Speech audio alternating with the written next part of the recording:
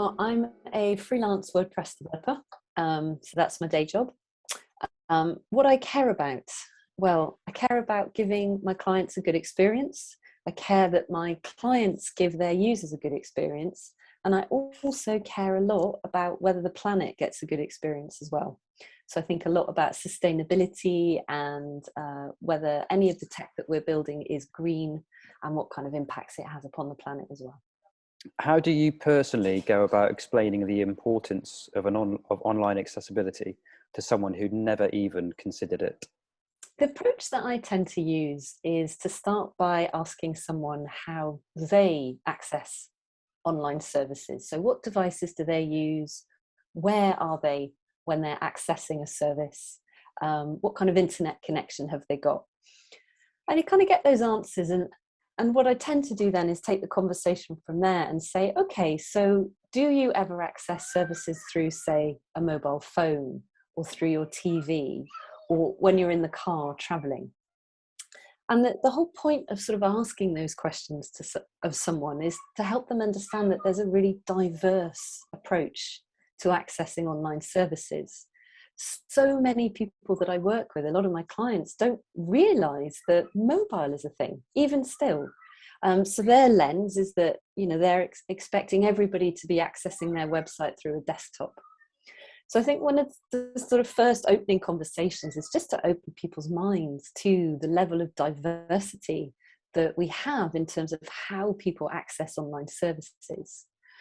And then I think another absolute sort of killer question or killer way of asking people to think about this topic is to say, have you ever tried to access a service from a rural area where there's really slow broadband?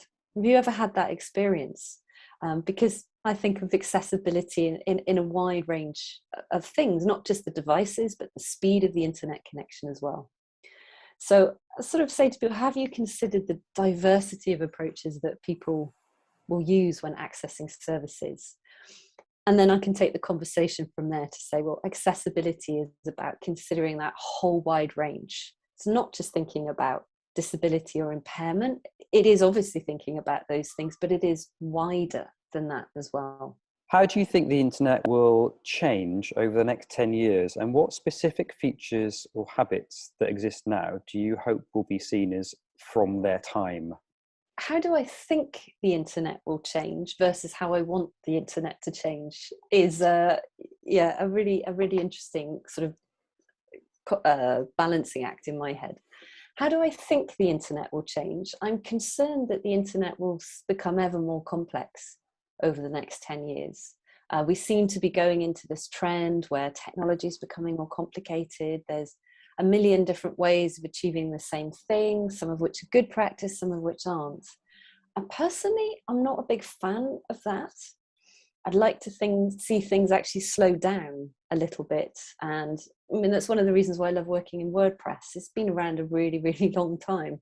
People accuse WordPress of being boring, but actually I think that's something to be completely celebrated. I think in terms of creating accessible and inclusive experiences for people, boring tech is kind of what we want, actually. So how do I think the internet will change? I think it's going to get more complicated. How would I like it to change? I'd like it to slow down. And in that last part of your question, what specific features and habits that exist now do you hope will be seen as from their time? I mean, cookie pop-ups. I would very much like to see relegated to the to history. They exist for a reason, but I don't think they add any value really in the way that they're done at the moment. And yeah, I think, the other specific habit I'd like to see is I'd just like to see things slow down a little bit, particularly in terms of the experience that users have on the web. I'm a massive non-fan, as in I really dislike websites that bring text in and animate. I think that's just such a symptom of our fast pace of living these days. We want to grab people's attention and wiggle things at them.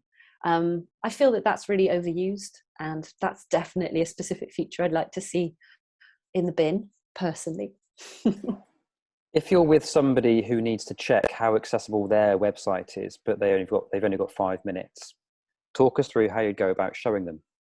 So I think the first thing I'd say in challenge to anybody that's only going to spend 5 minutes on this is, if you're really serious about accessibility, 5 minutes ain't going to cut it. You really need to invest a little bit more time. So I'd challenge someone and say, why is you only got 5 minutes? This is important. Assuming that they do only have 5 minutes and they're literally running off to catch a train or something like that, I think the first thing I do is show them Lighthouse and actually get their site scored on Lighthouse. It's got a number of different metrics that it looks at, and I like how easy to understand the information is. So you need a little bit of technical knowledge to understand it, but you can get a very good sense. It's a score out of 100 as to how well you're doing. I reckon the Lighthouse score might take 1 or 2 minutes. So given that we have a few more minutes left, the other thing I do is activate their keyboard navigation and just show them how to tab through a website and what an experience might be for someone, like what an experience would be for someone who's tabbing, using their keyboard to navigate their site. I find that very illuminating. I think people often kind of have an entirely different experience when they're using their keyboard, and that's a great way to show someone, you know, how easy or hard it is to work with their content. In terms of the adoption of accessible digital products, like accessible websites, for example, what do you think is the biggest challenge? For me, it's always a conversation about getting the client to value the edge case of any system that they're designing. So it's the edge cases, those sort of situations or scenarios that don't come up all that often, but when they do come up can be absolutely completely detrimental to somebody's experience of using something. Just had a challenging conversation with a client this week about IE11 support. Now, I think IE11 is actually an important thing to consider when you're thinking about accessibility, because there are still a significant number of people that use IE11. Even though we all wish they didn't, they do for various reasons, particularly older people, I find. But it's still a small number. It's 0.3%. I mean, I was looking at analytics this week across a range of clients, and I could see that over the last year, between 0.3% and 2% of visits were in IE11. So the numbers are quite small. So I consider that a really strong edge case, or a good example of an edge case. You know, it's not that many people, but it's still people. Mm-hmm. And yeah, sort of talking to the client about how we could justify budget for dealing with IE11 and making sure that the website was compliant with IE11. It's a really big challenge. You know, that client doesn't have a lot of budget. They're a charity. So, you know, how could we get them to justify the budget for dealing with that edge case or perceived edge case? It's really challenging. I mean, obviously you and I will know what the arguments will be, because we'll know that if we cater for them, everyone will probably end up having a better experience. But the client doesn't always see it that way, or the company that's responsible for the product doesn't always see it that way. What is the one thing that every single person can do or learn to play a part in the progression towards an accessible internet? Yeah, singling it down to one thing is tricky, but the one thing that I decided on was actually trying out a service on a really slow connection. So actually, you know, imagining that you're in a rural area and you've got really slow internet, and trying out your service in that way, because I think that's a really, really powerful way for everybody to think about accessibility in the widest possible sense. If you have a website that loads quickly and that responds well in an area with not so good broadband connectivity, what you're probably doing is then building a much more performant, better site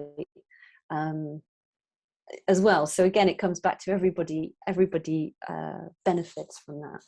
So yeah, my idea is go out into the woods, find somewhere where you've only got one bar of reception, get yourself on 3G and have a look at how that experience feels to you, because I think that's a really, really powerful learning experience.